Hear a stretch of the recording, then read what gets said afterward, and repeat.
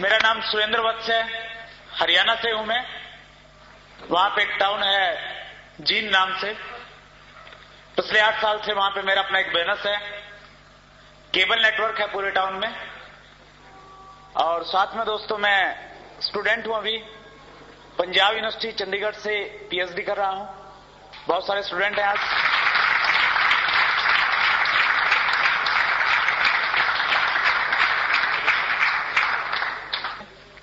और पिछले 4 साल से आर्ट्स बिजनेस का भी स्टूडेंट हूं, इसको भी सीख रहा हूं। बहुत लक्की हूं मैं और बहुत लक्की हैं आप सब लोग, क्योंकि हम सब की जो कॉमन अपलाइन है वो एक ऐसे महान व्यक्ति हैं जिन्होंने आर्ट्स बिजनेस में एक इतिहास रचा है, जिन्होंने आम व्यक्ति को ये बताया कि कपड़े की किट खरीद के 1 करोड़ रुपया कमाया जा सकता है। आर्ट्स बिजनेस के पहले करोड़पति कोठारी साहब।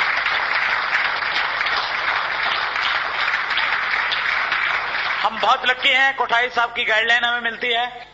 और ऊपर में श्री केसी चावड़ा साहब, जिनका बहुत बड़ा विजन है इस बिजनेस को लेके, श्री बीसी चावड़ा जी, जिनकी मोटिवेशन, जिनकी प्रेरणा से हम बहुत बड़े बड़े ड्रीम इस बिजनेस में बना रहे हैं और उनके आशीर्वाद से हम उनको पूरा कर रहे हैं। मेरा ऐसा मानना है कि मेरी जो एलओएस है, और मेरी जो एलओएस है वो निश्चित रूप से आपकी भी एलओएस है। हम सब की एलओएस दुनिया की सबसे बेहतरीन एलओएस है। सबसे बेहतरीन लोग हैं वो, सबसे अच्छे टीचर हैं वो, जो हमें एक आम व्यक्ति से खास व्यक्ति बनाने के लिए जिनका संकल्प है।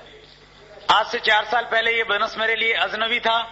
पहली बार मैंने नाम सुनाई दिया था आरसीएम। और आज आलम ये है, सुबह जब उठते हैं मोबाइल पे जो पहली फोन कॉल अटेंड करते हैं उसमें होता है गुड आरसीएम।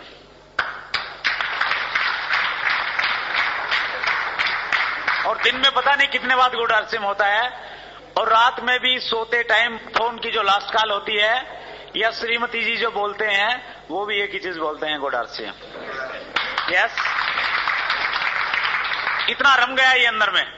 मात्र 4 साल का टाइम पीरियड हुआ फ्रेंड्स। 4 साल पहले जब मैंने मार्केटिंग प्लान देखा, मेरे दिमाग में भी कई सारे कंफ्यूजन थे इसको लेके। जिस व्यक्ति ने मुझे मार्केटिंग प्लान दिखाया था, मैंने उनसे प्रश्न किया था कि मेरा अपना एक बिजनेस है, उस बिजनेस में मेरी लाखों रुपए की इन्वेस्टमेंट है। लाखों रुपए की इन्वेस्टमेंट के बावजूद जब इनकम और प्रॉफिट की बात करते हैं तो वो बहुत लिमिटेड है, हजारों में आता है।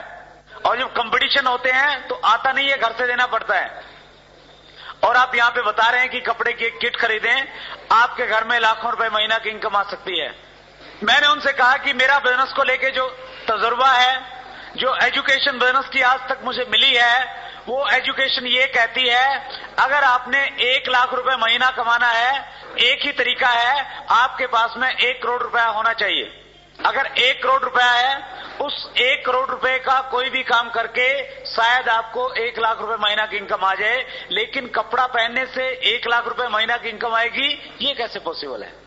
इस प्रकार के तरह तरह के प्रश्न जो पहली बार मैंने मार्केटिंग प्लान देखा मेरे माइंड से पैदा हुए। मैं बहुत सीरियस नहीं था, उसके बावजूद भी मैंने इस बिजनेस को ज्वाइन किया। पता है क्यों?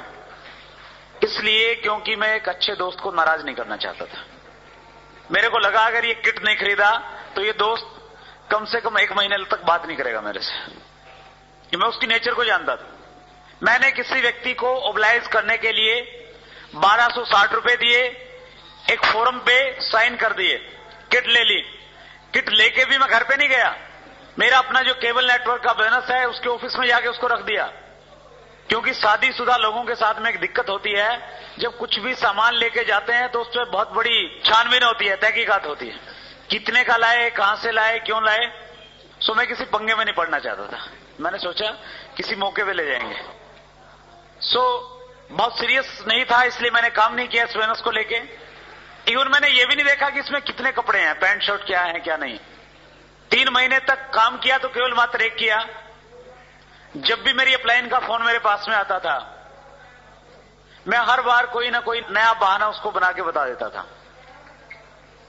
कभी मैं उनको कहता, वो कहते कि इस महीने आप अच्छा काम करो, मैं आता हूं, आप मीटिंग रखवाएं।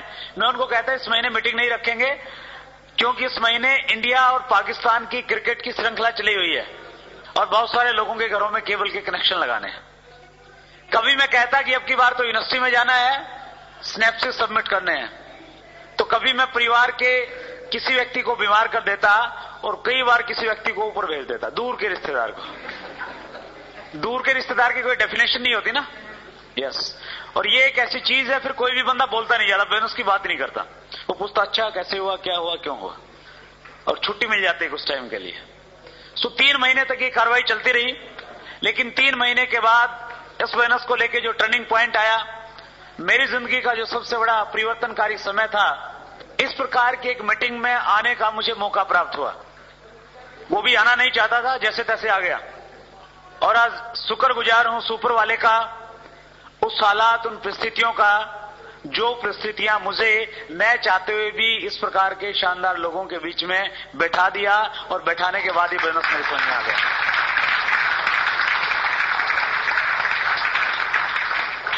ये जो क्लैपिंग बार बार बजवाई जा रही है ना, ये इसलिए बजवाई जा रही है ताकि आपकी थोड़ी सी स्थिति ठीक हो जाए।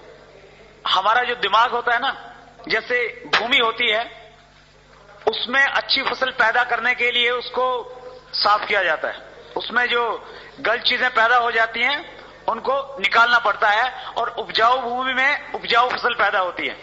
सो ये जो तालियां हैं, जो पहले की नेगेटिविटी हमारे यहाँ पे फीड है, उस नेगेटिविटी को वास करने के लिए बार बार बजाई जाती हैं। जितनी ज्यादा बजाओगे उतनी ज्यादा अच्छी समझ में आएगी।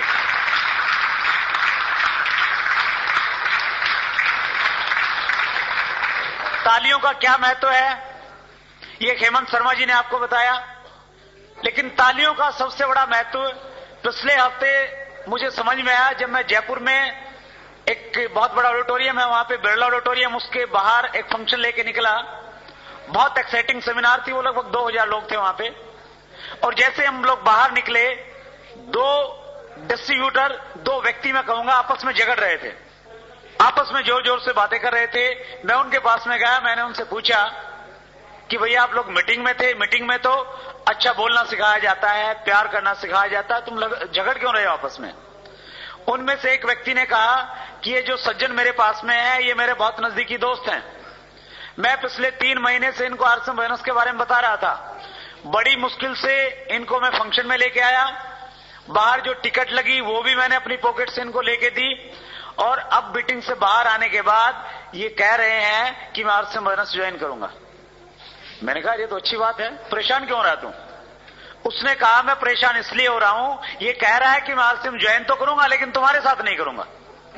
फिर मुझे भी लगा कि यार मामला गंभीर है। मैंने उनसे पूछा कि क्या इस व्यक्ति ने आपको मीटिंग में बुलाया? बोले साहब बुलाया। इसने आपकी टिकट ली? बोले साहब ली। फिर मैंने कहा यार तुम इसके साथ ज्वाइन क्यों नहीं हो रहे? उसने कहा कि मैं इसके साथ में मीटिंग में बैठा था, मीटिंग में हर व्यक्ति तालियां बजा रहा था, इससे मीटिंग में ताली नहीं बज रही थी, मेरे को रॉयल्टी पे कैसे लेके जा सकता?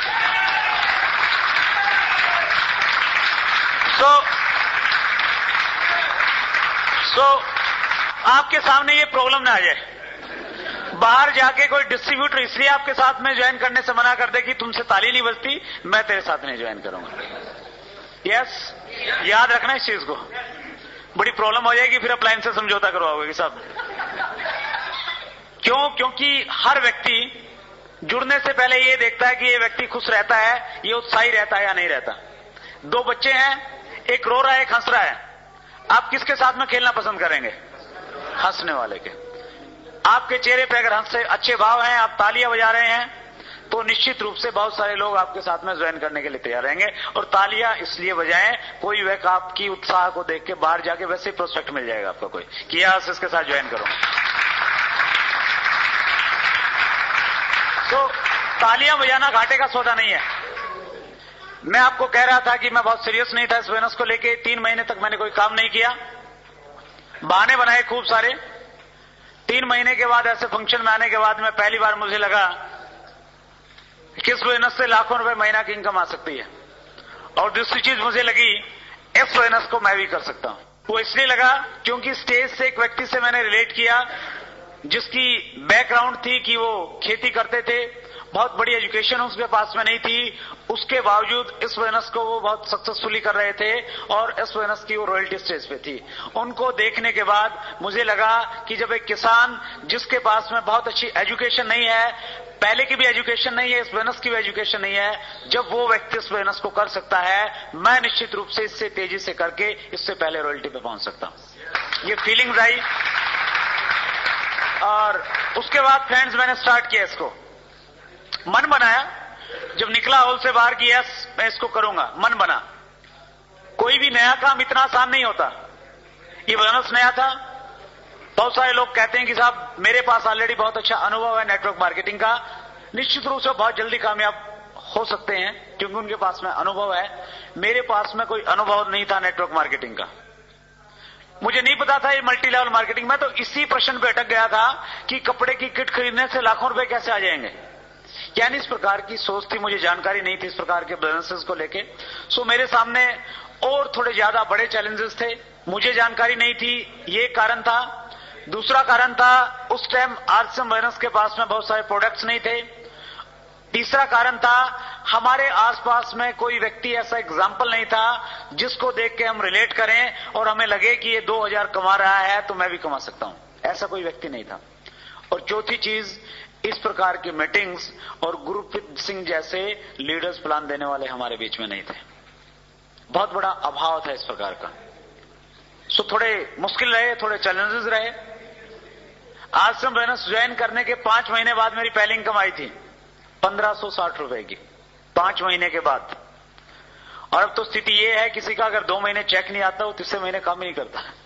कहता है कि नहीं भैया बहुत सारी कंपनियां, दूसरी में करूंगा, आरसी में तो आता है कुछ नहीं। लेकिन फर्क इस बात से नहीं पड़ता कि 5 महीने के बाद मुझे 1560 रुपए का चेक आया। इस बात से बहुत फर्क पड़ता है कि आरसी बिजनेस से मेरा पिछले महीने का चेक 6,50,560 रुपए का था।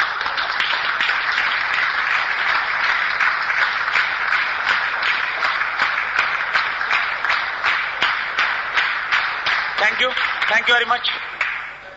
पिछले 4 साल में बहुत कुछ दिया फ्रेंड्स इस बिजनेस ने। एक मिडिल क्लास फैमिली की बैकग्राउंड से आया हूं मैं। मेरे फादर टीचर थे, अभी रिटायर हुए हैं 2 साल पहले। घर में 3 बहनें 2 भाई। मिडिल क्लास फैमिली के जो चैलेंजेस होते हैं वो सारे के सारे फेस किए। जिस सिटी से मैं बिलोंग करता हूं उसकी 2 लाख की पॉपुलेशन है।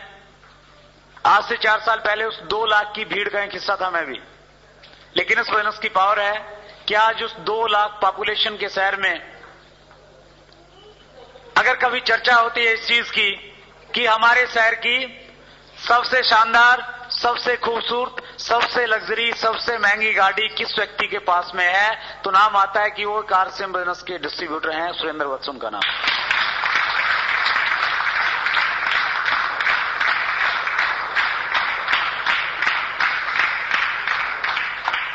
मेरी इनकम टैक्स रिटर्न की फाइल को देख के ऑफिसर्स चकरा जाते हैं।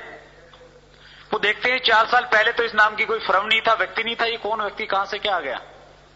और वो मेरे वकील से पूछते हैं कि भैया ये करते क्या हैं। और वो मेरे से वकील साहब कहते हैं मैंने उनको कुछ पढ़ाया हुआ है, क्योंकि वो भी डिस्ट्रीब्यूटर है।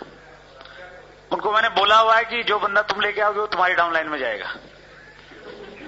वो कहते हैं कि साहब वो बहुत बड़े बिजनेसमैन है, उनका हिंदुस्तान के 29 स्टेट में बिजनेस है, बहुत कम टाइम रहते हैं जिंद में। मैं प्रयास करके आपको 1 घंटा उनसे मिलवा सकता हूं, पूछ लेना क्या करते हैं।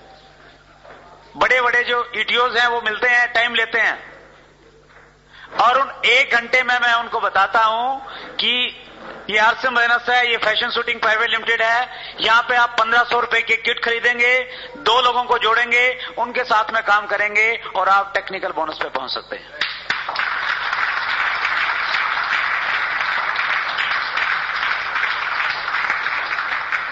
फिर वो ज्वाइन करते हैं और काम करते हैं। जिस बैंक में मेरा अकाउंट है सारे के सारे एम्प्लॉइज, हेमंत शर्मा जी तो समझदार है, पहले ज्वाइन हो गए, बैंक वाले हैं, सारे के सारे ज्वाइन। यूटीआई में मैंने पीछे अकाउंट खुलवाना था पानीपत, मैं जर्नली जो फॉर्मेलिटीज थी बहुत जल्दी में था, मैं अकाउंट खुलवा के आ गया। उसके बाद नेक्स्ट टाइम जब मैं गया, एक व्यक्ति को मैं जानता था, जैसे ही मेरा इंटर हुआ वहां पे सारा का सारा स्टाफ, मैनेजर, डिप्टी मैनेजर सारे के सारे इकट्ठे हो गए और उनका भी यही प्रश्न था कि साहब आप करते क्या हो। मैंने उनको बताया कि बैठो मैं बताता हूं, और मैंने उनको बताया और 1 दिन में सारा का सारा स्टाफ ज्वाइन हो गया, 1 घंटे में।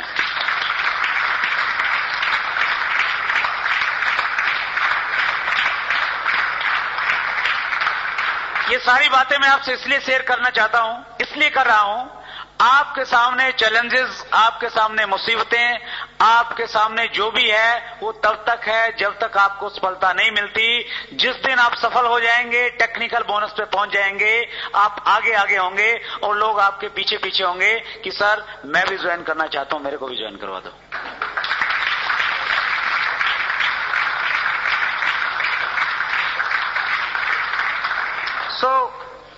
बहुत अच्छा लग रहा है फ्रेंड्स, बहुत कुछ बदल गया है इस बोनस की वजह से। कई बार सोचते हैं, 4 साल पहले देखते हैं तो बड़ा अजीब लगता है, क्या थे 4 साल पहले जब बोनस की शुरुआत की? एक स्कूटर था बजाज चेतक, वो भी पुराना सा। है क्या किसी के पास में बजाज चेतक? सबके घर में। अगर सबके घर में बजाज चेतक है तो 18 लाख की गाड़ी भी आ सकती है।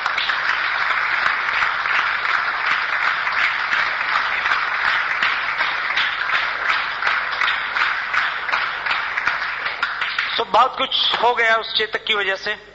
रखा हुआ है घर पे, 2 गाड़ियां बदली हैं, वो भी सेफ हैं, ताकि लोग देखेंगे बाद में कि पहली गाड़ी ये थी मारुति 800 जिसको धक्के मार के चलाया जाता था, फिर ये दूसरे वाली ली, फिर तीसरे वाली ली। सो बहुत कुछ मिल रहा है। ये चीजें मैं आपसे इसलिए रिलेट कर रहा हूं, इसलिए मैं आपसे शेयर कर रहा हूं कि इस बोनस में बहुत बड़ी पावर है। अगर आप एक गंभीरता से डिसीजन लेके आज आप यहां से जाते हैं, ये सारी की सारी चीजें इस बोनस के माध्यम से आपको मिल सकती हैं। इस बोनस की सबसे बड़ी विशेषता, हमारी ग्रेट अपलाइन बीसी चावड़ा साहब अक्सर शेयर करते हैं कि अगर आप भारत का राष्ट्रपति बनना चाहेंगे तो बनना बहुत मुश्किल है। क्यों मुश्किल है? क्योंकि राष्ट्रपति के लिए एक पोस्ट है और एपीजे कलाम अब तक के सबसे अच्छे राष्ट्रपति साबित हो रहे हैं। यस, बड़ा मुश्किल है पहुंचना। प्रधानमंत्री बनना चाहेंगे, मनमोहन सिंह बैठे हुए हैं वहां पे।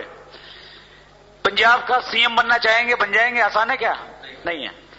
आप अपने पठानकोट का कमिश्नर या एसपी बनना चाहेंगे, शायद वो भी बनना मुश्किल है, क्योंकि एक पोस्ट है और आने वाले लोगों की लाइन लगी हुई है। यस, लेकिन अगर आप आरसीएम बोनस का टेक्निकल बोनस अचीवर बनने का एक ड्रीम लेके यहां से जाते हैं, यहां जितने व्यक्ति बैठे हैं सारे के सारे टेक्निकल बोनस पे पहुंच सकते हैं, क्योंकि आप सबके लिए यहां पे सीटें खाली हैं, कोई लिमिटेशन नहीं है।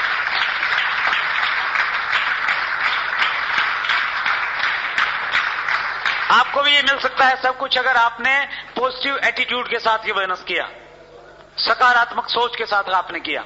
पैसा कमाना चाहते हैं साहब? बड़ा अजीब सा प्रश्न है, पूछ लेता हूं, फिर भी हाथ खड़ा करें जो चाहते हैं। सभी चाहते हैं, थैंक यू। एक बार तालियां बजाएं आपके लिए, आपकी बहुत अच्छी चाहत है।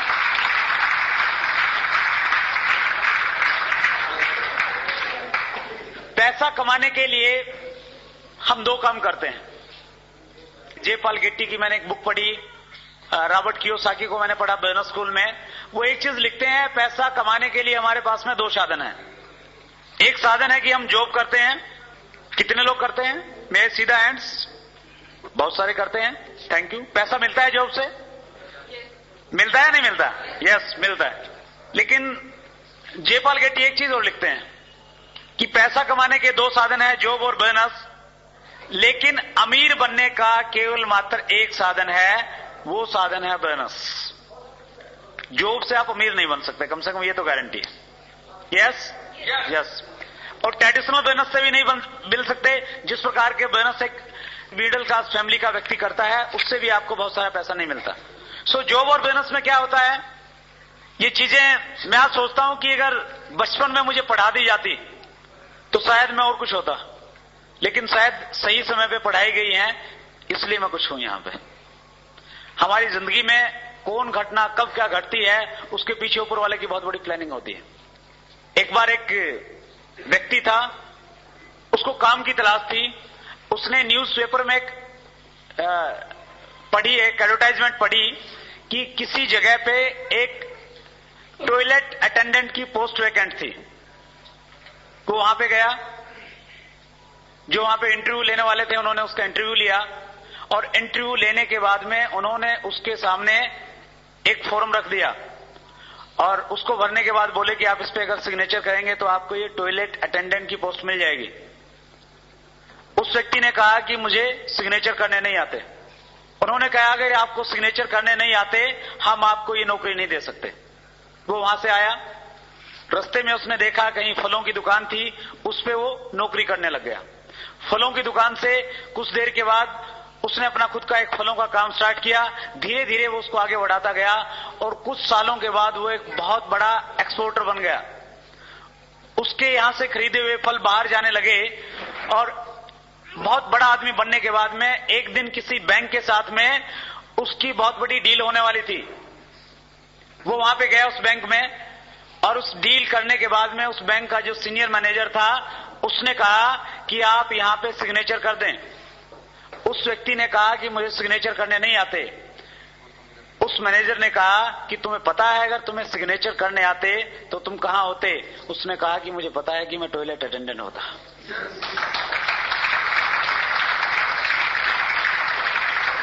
कहने का भाव यह है कि जब भी हमें जो मिलती है वो सही टाइम पे मिलती है। ऊपर वाले की प्लानिंग बहुत अच्छी होती है। आपको अगर ये कुछ लोगों को लगता है कि यार 5 साल पहले अगर हम बोनस में जुड़ जाते तो पता नहीं क्या करते, मेरा ऐसा मानना कुछ नहीं कर पाते, क्योंकि 5 साल पहले बहुत सारे लोग जुड़े थे, वो नहीं कर पाए। ऊपर वाले की प्लानिंग थी कि 5 साल के बाद आरसीएम बोनस पठानकोट में आएगा, एक मीटिंग में आप आएंगे, आप प्लान देखेंगे और 6 महीने के बाद आप इसी प्रकार के शानदार होटल में किसी स्टेज से कहेंगे कि 6 महीने पहले 4 अक्टूबर 2005 को होटल विनस में मैंने एक फंक्शन देखा था, मैंने डिसीजन लिया कि मैं इस बोनस को करूंगा और उसका रिजल्ट है कि मैं आज आरसीएम बोनस में रॉयल्टी के मुकाम पे।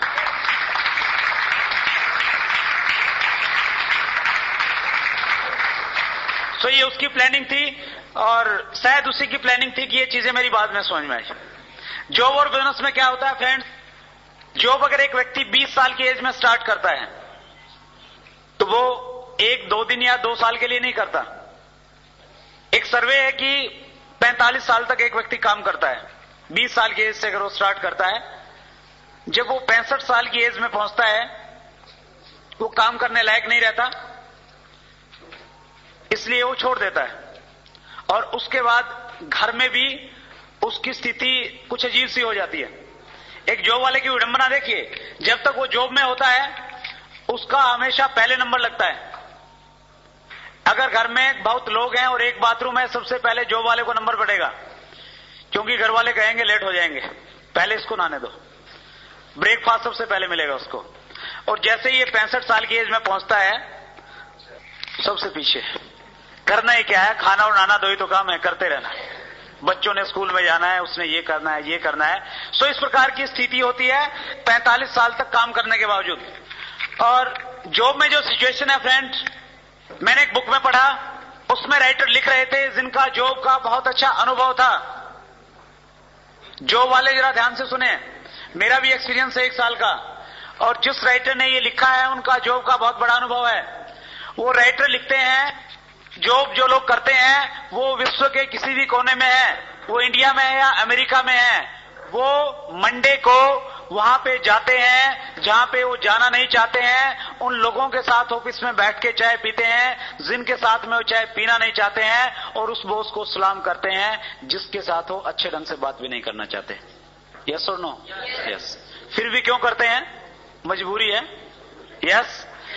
अगर नहीं जाएंगे तो घर में चूल्हा नहीं जलेगा, बच्चों की फीस कहां से आएगी, पेरेंट्स का इलाज कहां से करवाएंगे। करना पड़ता है, वही टेबल, वही फाइल, वही बॉस, जिंदगी भर एक नीरस से जिंदगी करनी पड़ती है, और उसके बावजूद भी पैसा नहीं मिलता। उसके बाद अगर हम बिजनेस में आए, जॉब में और बिजनेस में दोनों में एक कॉमन चीज है, जॉब वाला भी 45 साल काम करता है और बिजनेस वाला 45 साल काम करता है। और बिजनेसमैन की तो बड़ी अजीब स्थिति होती है फ्रेंड्स। मैंने दोनों चीजें देखी हैं। मैंने जॉब किया 1 साल एक प्राइवेट स्कूल में, और बिजनेस में हूं मैं पिछले 8 साल से। एक बिजनेसमैन अगर उसका एक अच्छा शानदार शोरूम है, वो अगर 20 साल की एज में अपने शोरूम पे जाना शुरू करता है, उसका जो पहला दिन होता है वो जाता है अपनी दुकान के, अपने शोरूम के स्टर को ऊपर उठाता है और दिन भर वहां बैठ के ग्राहकों का इंतजार करता है। अपनी शॉप में वो बहुत अच्छी अच्छी चीजें लिखवा लेता है कि ग्राहक मेरे लिए भगवान है, ग्राहक की संतुष्टि ही मेरा ध्येय है। यस। लेकिन अंदर से वो ये सोचता है कि ये जो आया है ना, इसकी जेब में जितने पैसे हैं सारे के सारे निकलवा लूंगा। यस। वो कहते हैं कि मुंह देख के टीका लगाते हैं। कार में आया तो ज्यादा मांग लूंगा, साइकिल पे आया तो सोचूंगा कि ज्यादा इसके पास नहीं होंगे, कम ले लूंगा। Yes yes. दिन भर वो यही काम करता है और रात में क्या करता है, जो सर ऊपर उठाया था उसको नीचे कर देता है और जाके घर पे सो जाता है। ठीक। दूसरे दिन क्या करता है, वो वही करता है। डलहौजी घूमने के लिए तो नहीं जाता, नहीं जाता। 2 साल बाद क्या करता है, स्टर ऊपर नीचे। 10 साल बाद, 20 साल बाद, 45 साल तक उसका एक ही काम है, सुबह आना, स्टर ऊपर करना, रात को नीचे, स्टर ऊपर, स्टर नीचे, स्टर ऊपर, स्टर नीचे। और ये भूल जाता है वो कि ऊपर वाले ने तुझे पैदा क्यों किया है। उसकी समझ में शायद ये आता है कि ऊपर वाले ने एक ही काम सोचा है कि बेटा जाओ, 20 साल की एज में तुझे काम दूंगा और एक ही काम है, जिंदगी भर स्टर ऊपर करते रहना, नीचे करते रहना, ऊपर करते रहना, नीचे करते रहना। और वो बिजनेसमैन बेचारा सोच भी नहीं पाता कि वो क्या कर रहा है, फुर्सत ही कहां सोचने की। आप किसी को बुलाइए ना आरसीएम बिजनेस की मीटिंग में, कहेगा टाइम नहीं है साहब, फुर्सत नहीं है। 4000 रुपए महीना कमाने की फुर्सत है, जहां से 4 लाख मिल जाता है, वो बात सोचने की फुर्सत नहीं है लोगों के पास।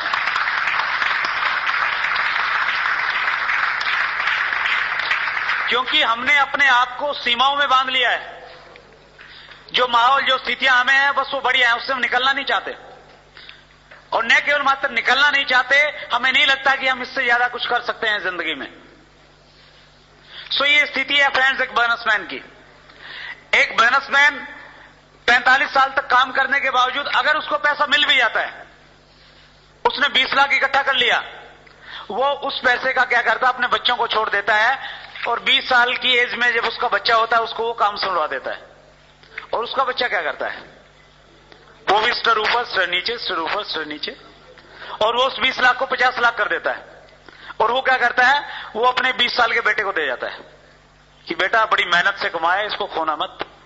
और वो भी अपने बात को पूरा करता है, वो भी स्टर ऊपर, स्टर नीचे, वो उसको 50 लाख को 2 करोड़ कर देता है। यस, ऐसा ही होता है। यस। एक 65 साल की एज वाले व्यक्ति को अगर आप कहें कि आपने बहुत कमाया, 20 लाख रुपए कमाया, चलिए आप कुछ पैसा ले, अब इस पैसे का एंजॉय करें। क्या 65 साल की एज में एंजॉय करने के लिए कोई व्यक्ति मनाली या डलहौजी जाएगा? तो या तो अमृतसर जाएगा या हरिद्वार जाएगा, राम का नाम ले लें बस, ये बहुत बड़ी चीज है, बस उसके पास जाना है वो। ठीक है ना। सो सोच बदल जाती है उस एज में जाने के बाद में। सो फ्रेंड, इस प्रकार की स्थिति है। और रॉबर्ट कियोसाकी कहते हैं कि ये जॉब और बिजनेस का जो सिस्टम है, ये एक चूहा दौड़ है। क्या है? चूहा दौड़। वो कहते हैं कि जॉब और बिजनेस वाला जो ये चक्कर है, जो व्यक्ति एक बार इस चक्कर में फंसता है वो जिंदगी भर फंसा रहता है। जिस प्रकार से एक बिल्ली चूहे के पीछे लगी रहती है, इसी प्रकार से एक जॉब वाला और बिजनेस वाला पैसे के पीछे लगा रहता है। पैसा मिल जाए, पैसा मिल जाए, पैसा मिल जाए, और जिंदगी भर उसको पैसा नहीं मिलता। ये स्थिति है हमारी। लेकिन ऊपर वाले का हम बहुत बहुत थैंक्स करते हैं, उसने ऐसी कुछ प्लानिंग की, उसने एक ऐसे महान व्यक्ति के माइंड में एक कॉन्सेप्ट डाला, और एक ऐसा कॉन्सेप्ट जिस कॉन्सेप्ट के जरिए हम इस चूहा दौड़ से बाहर निकल जाएं, और ऐसे निकल जाएं, पैसे को अपना गुलाम बना लें। जितना आप चाहते हैं उससे कहीं ज्यादा आएगा, उससे कम नहीं आ सकता। जानते हैं उस अवसर का नाम क्या है? क्या नाम है? क्या नाम है? क्या नाम है? आरसीएम। एग्जैक्टली। आरसीएम ये कॉन्सेप्ट जो आज से 5 साल पहले स्टार्ट हुआ, और इस बिजनेस की पावर देखिए फ्रेंड्स, इन दोनों में कंपैरिजन कीजिए। पैसा कमाने का एक साधन जॉब और बिजनेस, दूसरा साधन है आपके पास में आरसीएम बिजनेस। इस बिजनेस को कोई भी व्यक्ति किसी भी एज में अगर स्टार्ट करता है, उसको 45 साल काम करने की जरूरत नहीं है। इस बिजनेस में उसको केवल मात्र 5 साल लगाने हैं। कितने साल? 5 साल। एक व्यक्ति अगर 20 साल की एज में इसको स्टार्ट करता है, 5 साल काम करके वो 25 साल की एज में रिटायर हो जाता है। यहां तो रिटायर तब होते हैं जब काम करने लायक नहीं रहते, और यहां पे रिटायर वो तब होता है जब जिंदगी में असली आनंद लेता है।